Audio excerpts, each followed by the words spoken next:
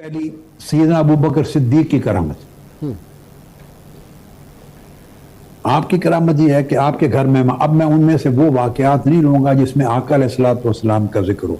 ठीक, क्योंकि आका अलैहिस्सलाम का से सादिर हो चीज तो मोजज़ा हो गई, वो मोजज़ा होता है। ठीक है, वो तो हमने तो करामत साबित करनी है। आप समझ गए? जी जी बिल्कुल। और सही बुखारी से सैयदना सिद्दीक अकबर के घर मेहमान आए, खाना थोड़ा था, अपने अहलिया को कहा खाना ले आए।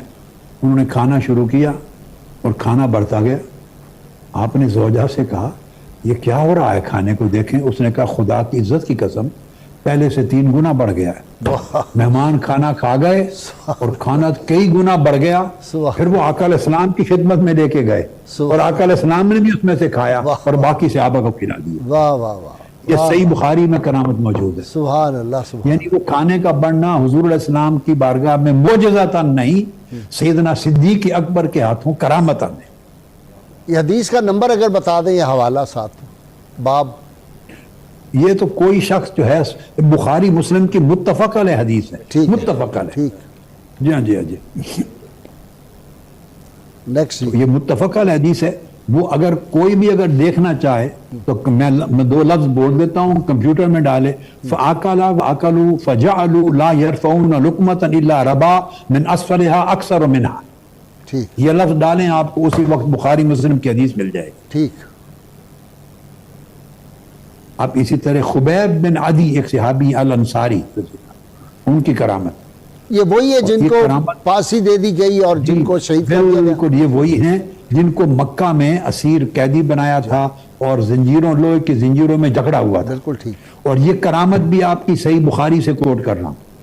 मुस्नद अहमद बिन हंबल कई कुतुब हदीस में है, मगर अभी मैं सही बुखारी पे चल रहा हूँ ताकि मजाल इनकार न रहे। वाह। खुबैब बिन अदी अल अंसारी असीर थे मुशरिकीन के यहाँ, तो वो उनको जंजीरों में बंद कमरे में बांधा हुआ था। बगैर मौसम के अंगूरों के गुच्छे उनके पास आते थे और वो खाते थे। ये सही बुखारी के अंदर, सही बुखारी में। सुभान अल्लाह। जिसको चाहिए चेक करना वो खोले। वकान युता बिइनाबिन याकुलहु वलैसा बिमक्का इनाबतु। इन लफ्जों को निकाले, आप अभी कंप्यूटर में निकालें, आपको सही बुखारी की हदीस मिल जाएगी। वाह।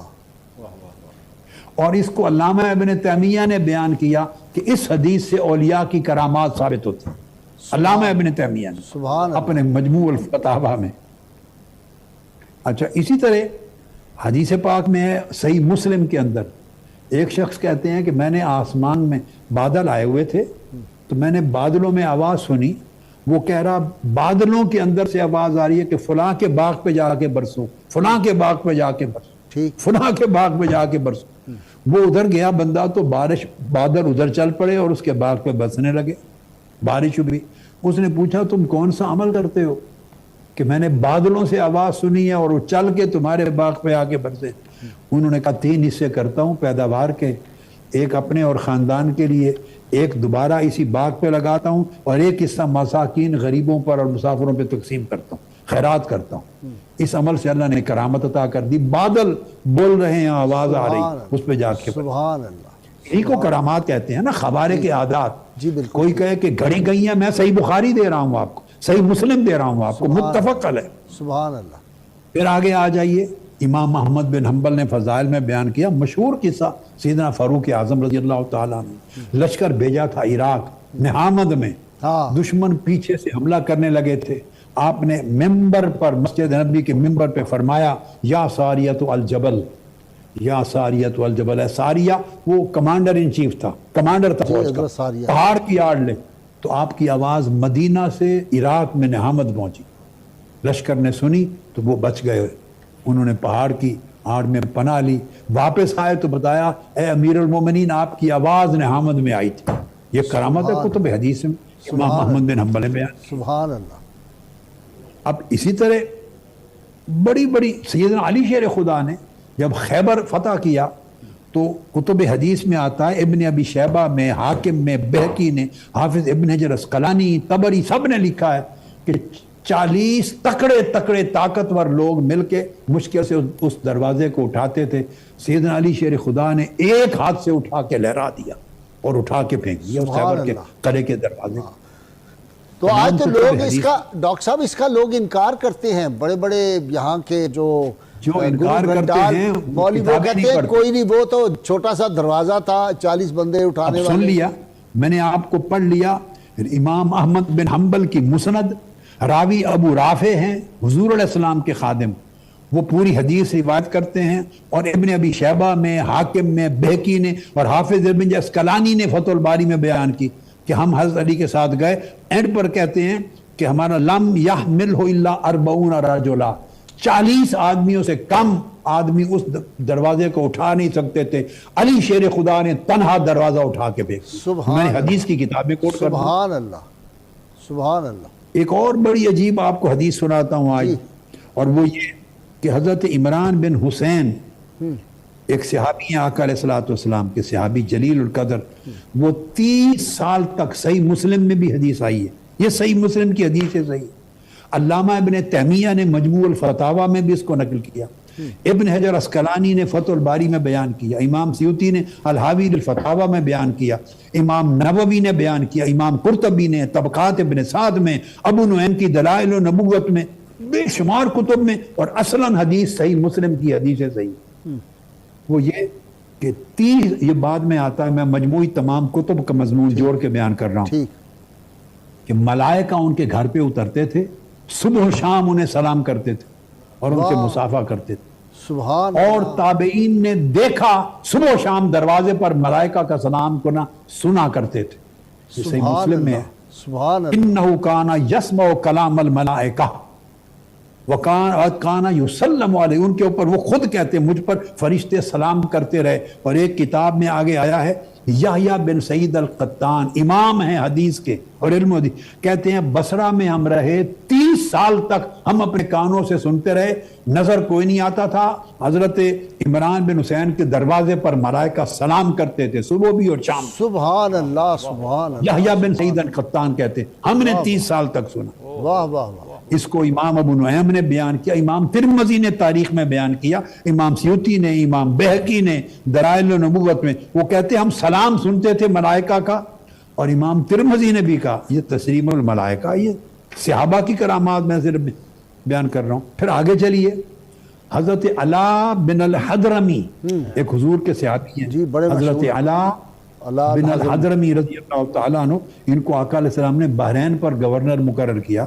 سیدنا صدیق اکبر نے اور سیدنا فاروق اعظم نے بھی مقرر کیا.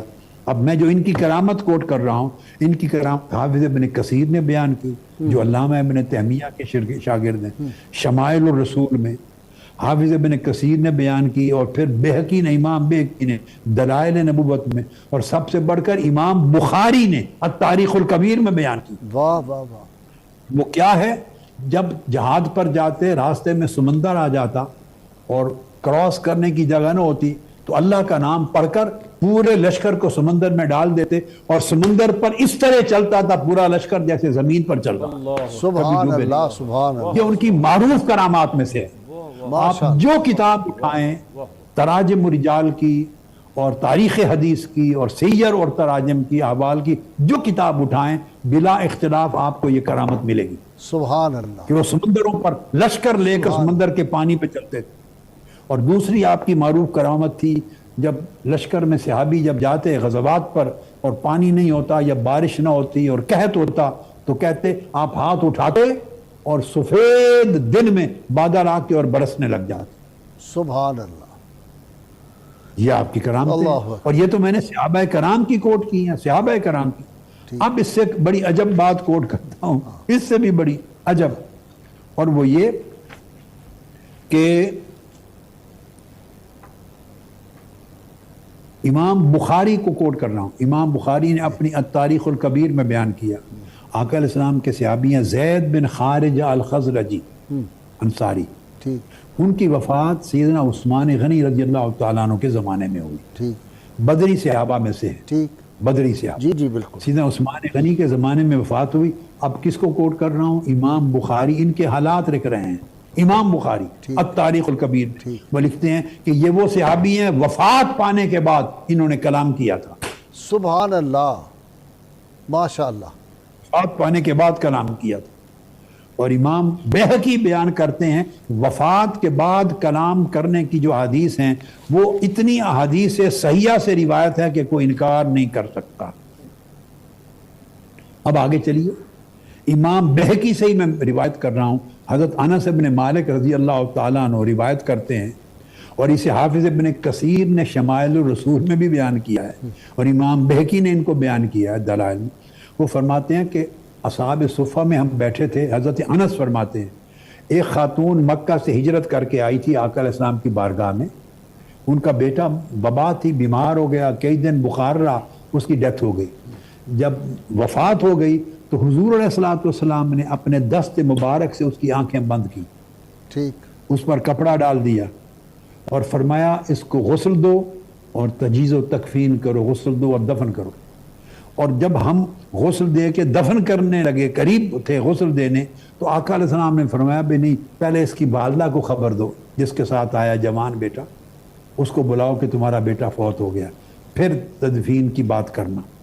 حضرت انس بن مالک فرماتے ہم نے اس کی والدہ کو اطلاع کی، وہ آئی، وہ رونے لگ گئی اور رو کے کہنے کی باری تعالیٰ میں تیری بارگاہ میں آئی تھی، تیرے نبی کی طرف ہجرت کر کے آئی تھی، میں مشرکوں کو چھوڑ کے آئی تھی، اگر اس حالت میں میرا بیٹا مر گیا تو بتوں کی پوجا کرنے والے مجھ پر، تجھ پر اور تیرے نبی پر تانا دیں گے اور زبان تان دراز کریں گے، مجھے ایسی مصیبت میں نہ ڈال۔ حضرت انس بن مالک کہتے ہیں اس خاتون کے یہ الفاظ ابھی ختم نہیں ہوئے تھے، اس جوان نے اپنے پاؤں ہلائے اور کپڑا منہ سے ہٹا دیا اور زندہ ہو کے بیٹھ گئے۔ سبحان اللہ، ماشاءاللہ۔